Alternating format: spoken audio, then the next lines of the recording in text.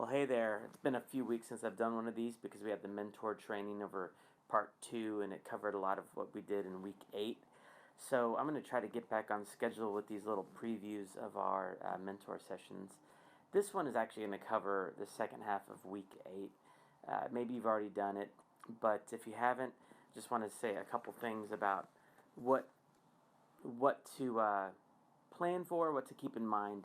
So Week 8 is a definitely it's confusing, but a lot of good stuff is happening because you're getting to the exposing the roots of of the fruit that's been exposed through the assessments. So you're starting to look at what are the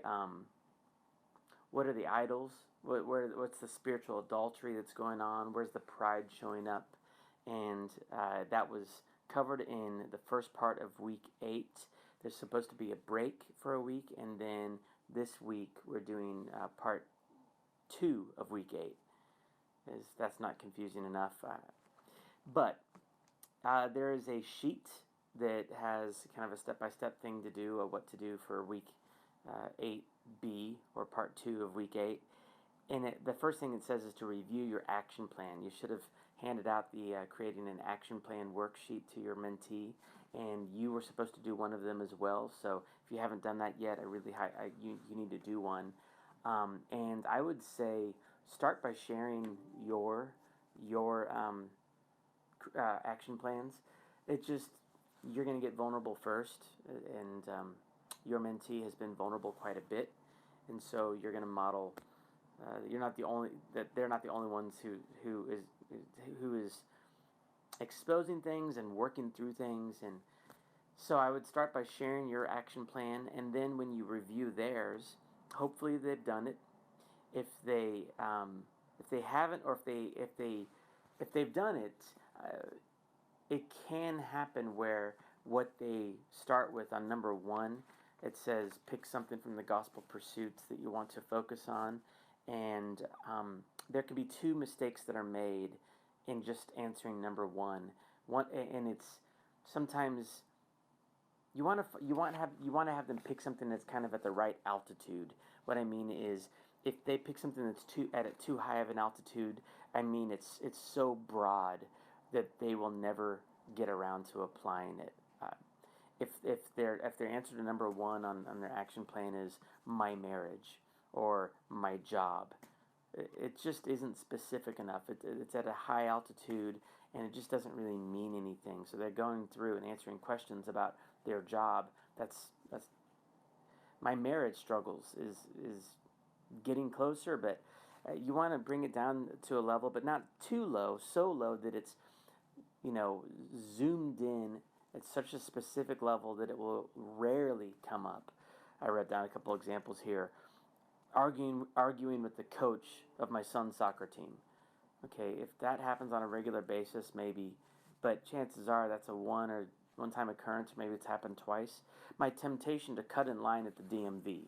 Okay, it's just silly, but that would be zoomed in too much, or too low of an altitude. The right altitude is finding something that happens on a semi-regular basis, and it's specific and particular enough to be memorable. So my resentment toward my manager at work, my temptation to look at porn, my guilt over disappointing my parents, those would all make good answers to number 1 because it's specific enough and it's not so broad that it just is all-encompassing. I hope that makes sense. If they didn't do their action plan and you're meeting with them, don't just move past it. I would say let's pick something together and work through it right now. Help them work through those questions. It doesn't take very long, but it just models. I think sometimes people don't do it because they seem daunted by that process. So walk them through it together.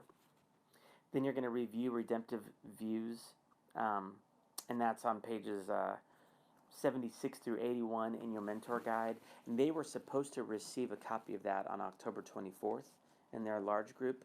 But if they don't have one, then angle your book so that they can see what you're reading. And I would say pick one or two one or two of the redemptive views, and let them see it. And just pick it strategically, because if you see that there's areas where they have thematic struggles, if it's in sexual immorality, or if it's in guilt and shame, or use, wherever, the thing that you pick, if you pick it well, is going to feel like water to their soul. I mean, the truth of God's word being applied directly to the struggle is going to be life-giving for them. For everything that follows on the instructions, I would say, that's those identifying sinful patterns or character defects, renouncing lies, vows, all that.